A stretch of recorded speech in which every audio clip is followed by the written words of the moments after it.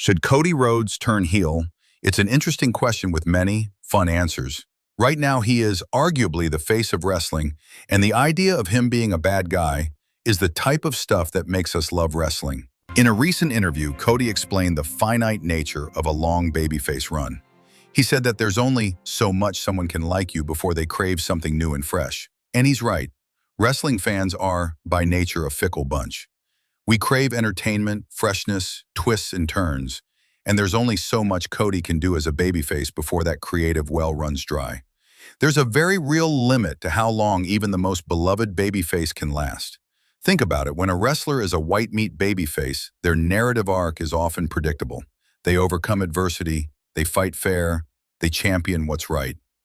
While inspiring for a time, this formula, which has worked for decades, when repeated endlessly, can become monotonous. Cody has perfected the art of the valiant hero, but for me, at least, the creative well of his babyface persona has run dry. How many more times can he overcome seemingly insurmountable odds in the same heroic fashion before it loses its luster? The cheers might still be loud, but they risk becoming habitual rather than heartfelt.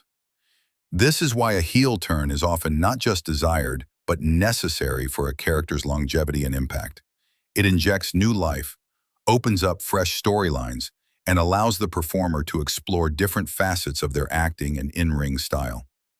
It forces the audience to react in new ways, to perhaps even confront their own allegiances. The beauty of wrestling lies in its ability to constantly reinvent itself, and that often means taking beloved figures and twisting them into something unrecognizable, forcing us, the fans, to grapple with the change. It's the ultimate twist, and for a fandom as hungry for novelty as ours, it's often the most anticipated one. So I think Cody can feel that to some level, especially after he faced some boos from fans leading up to his match with Cena at WrestleMania. I believe those boos he received weren't necessarily a rejection of Cody himself. Instead, they likely signaled a desire for something new. And this experience, I believe, could be a significant factor in Cody's current contemplation of a heel turn. He's a performer who is deeply attuned to the audience's reactions. He understands that while sustained cheers are rewarding, a lack of nuance or challenge in his character could lead to creative stagnation. The very fact that he's openly discussing a scorched earth heel turn suggests he's not only aware of this potential ceiling, but actively strategizing on how to break through it. He knows that to truly remain relevant and compelling for the long haul, he might need to embrace the very thing he's fought against, being the villain. The slight boos against him might have been the early warning sign that spurred his introspection, signaling that even the purest babyface run has an expiration date in the ever-demanding world of professional wrestling. However, perhaps the biggest potential roadblock to a Cody's heel turn, his current position as the undisputed top babyface and face of the company. If he turned, it would create a significant void at the top of the babyface roster. You see, Cody isn't just popular, he's a merchandising juggernaut. His American Nightmare brand, patriotic colors, and relatable underdog story resonate deeply with a broad audience, including children and casual fans. While WWE has many talented and popular performers, very few are currently presented with the same level of consistent, top-tier babyface booking and fan connection as Cody. Jey Uso is incredibly popular and gets huge reactions, but his championship run showed he might not yet be seen as the main event company-carrying babyface.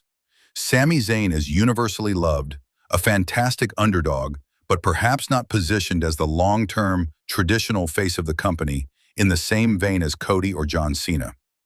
LA Knight has organic popularity and an attitude-era vibe.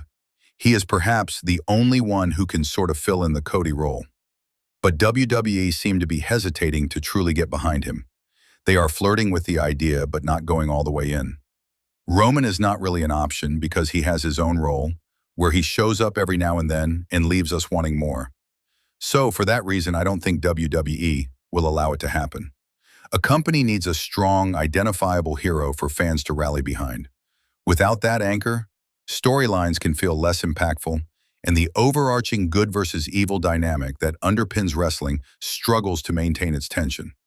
If your top hero suddenly becomes your top villain, Who is left to credibly challenge the new American Nightmare or carry the flag? WWE experienced this challenge for years with John Cena.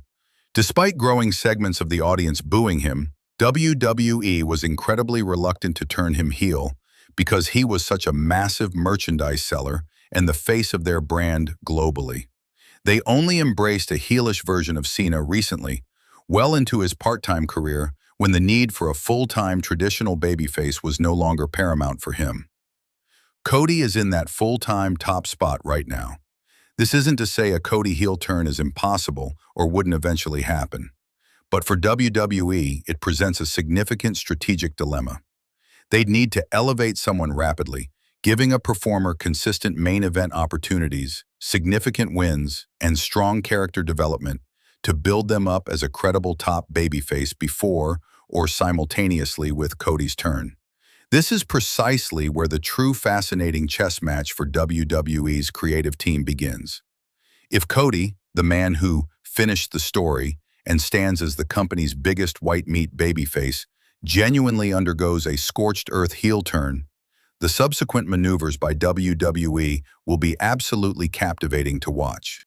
Will WWE gamble on an organic surge from someone like Jey Uso, whose raw connection with the audience is undeniable? Could they push a traditional underdog like Sami Zayn back into a top-tier world title picture, banking on his genuine appeal to fill the void? Or, perhaps most intriguingly, will a previously ambiguous character, an anti-hero who walks a blurred line, be forced into the spotlight as the last bastion of good goat against a truly vile Cody? The process of seeing who they choose to elevate and how they go about it will be a storyline in itself. WWE knows the danger of a heel who gets cheered. If Cody turns, he'll need to be genuinely detestable, not just cool. This means WWE would have to be incredibly careful with their booking of the new top babyface. This new hero would need to be pure, righteous, and unwavering, allowing fans to truly despise Cody and fully embrace his new nemesis. This could lead to a more traditional, almost old-school babyface presentation in a modern landscape that often blurs moral lines. A major heel turn for Cody would send shockwaves throughout the entire roster. It would necessitate shifts in alliances, new feuds, and potentially even other turns to balance the scales. Mid-card acts might suddenly find themselves thrust into more prominent roles as WWE tries to diversify its hero portfolio. The domino effect could be a creative goldmine. Who are Cody's closest babyface friends right now? Think of Jey Uso, with whom he shares a deep emotional bond, born from shared struggles against Roman Reigns. A scorched earth, Cody turning on Jey, would be gut-wrenching and instantly create a top-tier, emotionally charged feud. Similarly, a betrayal of Sami Zayn would be shocking.